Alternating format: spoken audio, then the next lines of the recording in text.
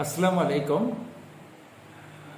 আশা করি আপনারা ভালো আছেন। আজকে আমরা আলোচনা করব যে বাংলাদেশ এবং আইএমএফের টানাপোড়েন সম্পর্ক, অর্থাৎ এই যে চতুর্থ কিস্তি এবং পঞ্চম কিস্তি লোন ছাড় নিয়ে বাংলাদেশ এবং আইএমএফের মধ্যে টানাপোড়েন সম্পর্ক তৈরি হয়েছে। অনেকে বলছে যে এই লোন ছাড় করার জন্য বাংলাদেশ কঠিন বিপদে পড়ে গেছে।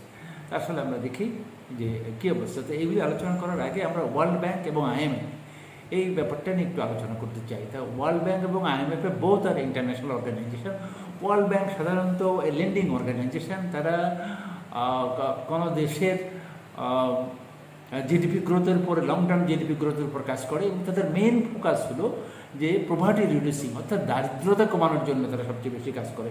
কিন্তু আপনি তাদের যদি 1990 থেকে 2010 সাল পর্যন্ত তাদের কেসগুলো যদি স্টাডি করে দেখেন, যে তারা যে সমস্ত দেশে এই দারিদ্রতা কমানোর জন্য প্রোগ্রাম নিয়েছে, তো সে সমস্ত দেশে 90% ক্ষেত্রে প্রভার্টি কমার চেয়ে প্রভার্টি বেড়ে গিয়েছে। আর যদি আপনি ইন্টারন্যাশনাল মনিটারি ফান্ড, যেটা আইএমএফ ব্যাপারটা যদি দেখেন, তাহলে আইএমএফ সাথে তো মূলত কী কাজ করে, মূলত হলো তারা সেন্ট্রাল ব্যাংকিংয়ের সে দেশের ব্যবস্থার ব্যাপারে বা পলিসি দিয়ে থাকতে পারে। তারা মনিটারি পলিসি কোনো দেশকে দিয়ে থাকতে পারে, অ্যাডভাইস করতে পারে, ব্যালেন্স অফ পেমেন্ট দেখে, রিজার্ভ দেখে, মুদ্রা বিনিময় ব্যবস্থা দেখে। তা এই সমস্ত ব্যাপারে তারা অনেক সময় সে দেশের অবস্থার বিপরীতেও নাক গলিয়ে থাকে এবং তারা লোন নিতে গেলে সে সমস্ত বাস্তবায়ন করার জন্যে চাপ দিতে থাকে। আমরা যদি দেখি যে এই 5ই আগস্টের আগে, এই পট পরিবর্তন আগে বাংলাদেশ কিন্তু এই লোনগুলো ছাড় পেয়েছে। কিন্তু কেন পেয়েছে, তো সেই ব্যাপারটা আমরা আলোচনা করব। আসলে এই 5ই আগস্টের আগে কিন্তু বাংলাদেশের ব্যাংকিং অবস্থা একদম ধ্বংস হয়ে গিয়েছিল। লুটপাটে সর্বশান্ত, বিভিন্ন ব্যাংকের লিকুইডিটি বলতে কিছু ছিল না। তারা লোন, মানুষের ডিপোজিটের টাকা পে করতে পারছিল না। ডলারের সেন্ট্রাল ব্যাংকের রিজার্ভ 13-14 বিলিয়নে নেমে এসেছিল। বাজারে ছিল হিউজ ডলার ক্রাইসিস। তারপরেও কিন্তু লোন পেয়েছে। তার কারণ হলো যে তখনকার সরকার ছিল ইন্ডিয়া সমর্থিত সরকার, এবং এই ইন্ডিয়া সমর্থিত সরকারের লোন পাওয়ার আর একটা মূল কারণ হলো যে এই যে আইএমএফের যে ইন্ডিয়ান ডাইরেক্টর প্রফেসর কৃষ্ণমূর্তি। তা প্রফেসর কৃষ্ণমূর্তি শুধু ইন্ডিয়ান ডাইরেক্টর না, তিনি একই সাথে বাংলাদেশ, নেপাল, ভুটান, সে সমস্ত দেশও দেখাশোনা করে থাকে বা তার দায়িত্ব আছে। তা যেহেতু তিনি ইন্ডিয়ান এবং আগেকার গভর্নমেন্ট যেহেতু ইন্ডিয়ান সমর্থিত ছিল, সেই জন্য তিনি অনেকটাই এ ব্যাপারে হেল্প করে। যদিও অনেক ক্ষেত্রেই বাংলাদেশ, যেমন রেভিনিউ কালেকশনের ক্ষেত্রে নানা রকম বিষয়ে অনিয়ম ছিল, তারপরেও কিন্তু তারা এগুলি পেয়েছে।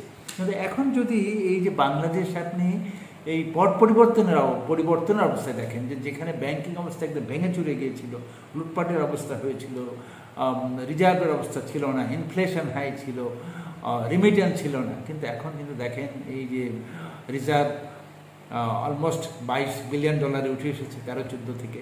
রেমিটেন্স সেই কোথায় থেকে কোথায় চলে এসেছে, অনেক ভালো রেমিটেন্স আসতেছে। ইনফ্লেশন 14 থেকে কিছুটা কমে এসেছে।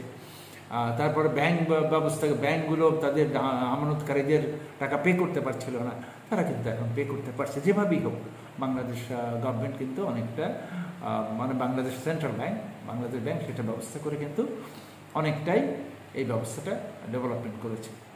এত কিছু, এবং যদি আপনি বলেন যে ইকোনমিক ক্ষেত্রে, বিশেষ করে ইকোনমিক ক্ষেত্রে বাংলাদেশ সিগনিফিক্যান্টলি ডেভেলপ করেছে। যদিও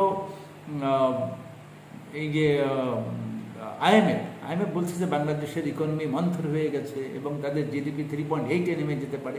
এটা তো খুব স্বাভাবিক, কারণ একটা পট পরিবর্তন হয়েছে এবং এই যে লুটপাটের টাকা বাইরে ছিল, তারপরে এগুলো বিদেশে পাচার হয়ে গেছে, ব্যাংকগুলোর অবস্থা খারাপ ছিল। তারপরেও কিন্তু এখন এক্সপোর্ট বেড়েছে, তারপরেও তারা আমাদেরকে দিতে লোনগুলো ছাড় করতে নারাজ। এর কারণ হলো যে নাটের গুরু প্রফেসর কৃষ্ণমূর্তি, যিনি ইন্ডিয়ান এবং influence by Modi, Indian government দ্বারা প্রভাবিত।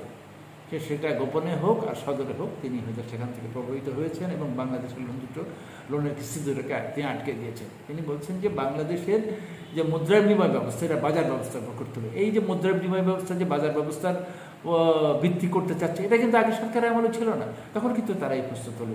ঠিক আছে, এখন তারা বলছে যে এই যে জিডিপি কমে যেতে পারে বা অর্থনীতি কিছুটা মন্থর হয়েছে। হ্যাঁ, যেহেতু এটা একটা ধ্বংসপ্রায় হয়ে গিয়েছিল, তো এখানে তো ধ্বংসপ্রায় একটা ইকোনমিকে টেনে মানে সেভ করতে হলে এটাকে লাগাম অর্থনীতির যে বেহিসাবি খরচপত্র ছিল, যেসব টাকা বাইরে ভেলোসিটি অফ মানি বেরোতো, সেগুলো তো লাগাম টেনে ধরার জন্য ডেফিনেটলি একটু ভেলোসিটি অফ মানি কমে গেছে, ইকোনমিক ট্রানজ্যাকশন কমে গেছে, এই জন্য একটু অর্থনীতি হচ্ছে। কিন্তু এই এত কিছুর মধ্যেও কিন্তু রিজার্ভের ব্যাপক উন্নতি হয়েছে এবং এক্সপোর্টও বেড়েছে। তারপরেও আমরা কিন্তু লোন পেতে সমর্থ হয়নি। এই লোন পেতে সমর্থ না হওয়ার কারণ হলো যে নাটের গুরু professor Krishnamurthy, he has been influenced by Modi directly or indirectly, এবং তার মূল উদ্দেশ্য হলো বা ইন্ডিয়ানদের মূল উদ্দেশ্য হলো যে যেহেতু আমরা ইন্ডিয়ার সাথে সম্পর্ক অলমোস্ট অ্যাভয়েড করে চলছি, তো বাংলাদেশ সরকারকে টাইট দেওয়া মানে প্রফেসর ইউনুসকে টাইট দেওয়া। তাদের মূল লক্ষ্য হলো প্রফেসর ইউনুসকে মানে এই যে লোন না পেয়ে যাতে প্রফেসর মানে বাংলাদেশের সরকারের ইম্পোর্টে প্রবলেম হয়, কিন্তু আসলে সেই জন্য তার প্রফেসর ইউনুস যাতে বিপদে পড়ে, এবং এই তাদের মূল লক্ষ্য হলো প্রফেসর ইউনুসকে টাইট দেওয়া, বাংলাদেশের জনগণকে টাইট দেওয়া। কিন্তু আমরা বলবো যে বাংলাদেশে যেখানে প্রতি মাসে $5 বিলিয়ন খরচ হয় ইম্পোর্টের ক্ষেত্রে, সেই অলমোস্ট $2 বিলিয়ন। হ্যাঁ, ডেফিনেটলি আপনি যদি এক বালতি পানির মধ্যে, একটু হাফ বালতি পানির মধ্যে আরও 2-4 মগ পানি দেন, তা কিছুটা তো স্ফীতি বাড়বেই।